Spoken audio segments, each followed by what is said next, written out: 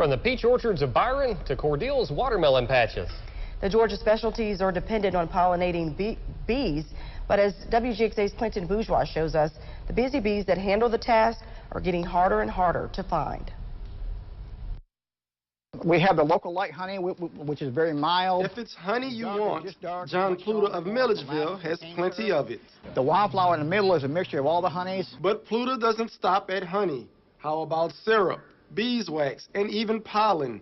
Anything produced by his millions of employees, he sells. But over the last 2 decades, his busy workers have been under attack. We will come to a nice strong hive like this here, and the bees will just be gone.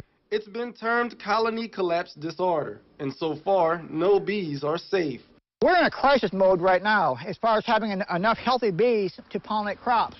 At its highest point, about 80% of America's bees died. Pluta says in the 90s he normally lost about 10% of his hives each year. Currently, he's losing 30%. This is the inside of a beehive that normally should be covered in more bees. No business in the world can lose a third of their inventory and basically stay in business. University of Georgia research professional Jennifer Berry says there is 2 major culprits to blame.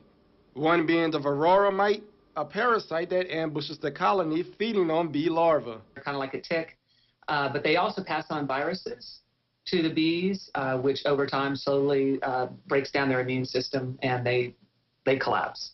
In a more controllable man-made problem, environmental toxins. He can either kill her right out in the field or she'll bring that back to the colony and those toxins can build up. Berry says the pesticides are needed. She says to spray in the evening or use chemical formulations that will break down overnight. And Pluta will do his part by sacrificing 1 hive to create 5 new ones. Basically, what we do is find the queen and then raise more queen cells. Adding 10 to 20,000 more bees per hive. Adding more product on the shelves. $13 even. And more business for Pluta. Clinton Bourgeois, WGXA.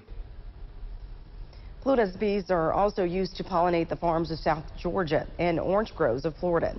Jennifer Berry says don't kill the hive if you have a bee problem, but to call a professional to come and have it removed.